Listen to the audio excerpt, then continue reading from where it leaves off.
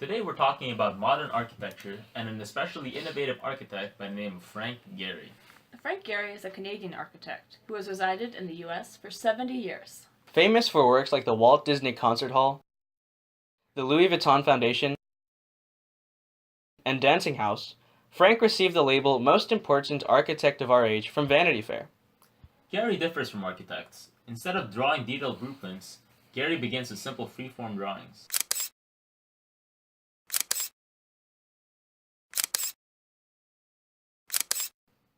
This unique initial planning process is evident in the eventual design of Gehry's structures. Now, the stuff we've gone over in AP Art history so far has all pretty much looked like this.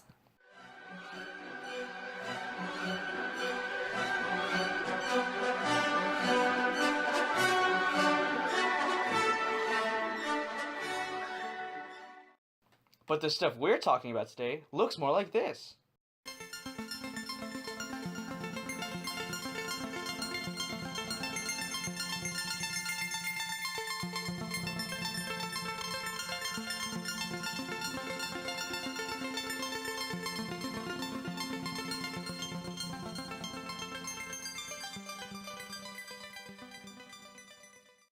One of the greatest works of Frank Gehry is the Bilbao branch of the Solomon R. Guggenheim Museum. The Guggenheim, if you don't know, is a New York-based modern art museum with 3 additional branches worldwide in Venice, Abu Dhabi, and of course Bilbao.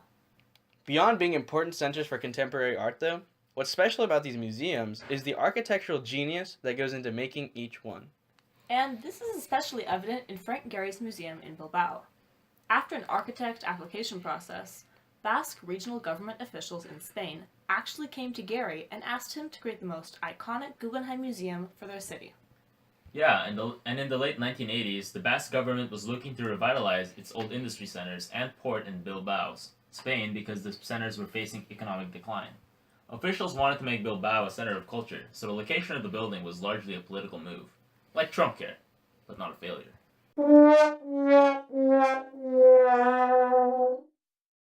This one actually succeeded. In the first year, it brought in 160 million US dollars to the Basque economy. Despite the building being quite a large structure, it does not superimpose itself on the surrounding cityscape. It's built on a split-level piece of land, so it connects the high city with the low riverbed of the Nervion River. It's also a very modern building. Gehry used CADA technology to design it. This is aerospace technology. CADIA, also known as Computer-Aided Three-Dimensional Interactive Application, is the computer-aided design of the architecture world. Other fields also use the technology due to its precision. It involves elements of computer-aided manufacturing as well as computer-aided engineering. The building itself looks a little like a spaceship. Built with 33,000 thin titanium sheets affixed to the outside of the building, the structure has a shiny, reflective quality. It's bigly too. According to the Guggenheim website, the museum is 24,000 meters squared, of which 11,000 are dedicated to exhibition space. It's fitting, then, that a building of these gigantic proportions would have 3 stories. Interestingly, Gehry uses many big bent glass curtain walls. He puts an emphasis on light and includes a partial skylight ceiling in the atrium. Gehry doesn't shy away from costly materials either. He uses titanium on the outside and adorns the inside with limestone, glass, and steel for a very sleek look. His version of quote-unquote sleek modern isn't one we'd expect, given our knowledge of the rigidness of the international style. His is more deconstructivist. Yeah, this is more of an abstracted architectural style. Gehry uses unpredictable curves and an asymmetrical composition in the design of this building. He incorporates airy and bright rooms and curved walkways, which creates a very unoppressive, open, and airy museum. Gehry also designed the Vitra Design Museum in Weil am Rhein, Germany. In 1989, Rolf Feldbraun, the CEO of the Vitra Corporation, commissioned Gehry to make a museum next to the factory of his company. It would be a furniture and interior design museum, with works including Rolf's own prized stuff. This was to be Gehry's first curvy building, and he used a very deconstructivist approach.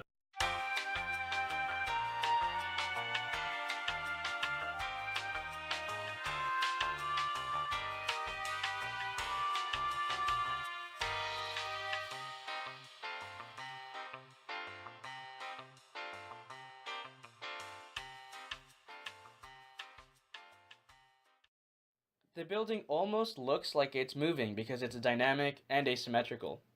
There are very few unbroken straight lines. The museum also differs a lot from his other buildings because it used more light and subdued materials like white plaster and titanium. Eventually, the structure was built 8,000 square feet large and included 2 stories. According to its website, the campus includes production areas, showroom, test laboratory, cafeteria, a multi-purpose room, and offices. It's a multifunctional building. It also includes a ridiculously cool workshop that might remind you of the maker spaces at the Exploratorium in San Francisco. And this is because the Vitra Corporation is kind of a hella cool, more visionary, more expensive version of IKEA. Yeah, the building definitely reflects the company well. Although the Vitra Corporation Design Museum differs from the Bilbao Guggenheim in that the former is much smaller and has a much less shiny and textured facade, both buildings serve as unique museum structures that highlight the one-of-a-kind art they house. Rigel, to me, you're one of a kind art. I know.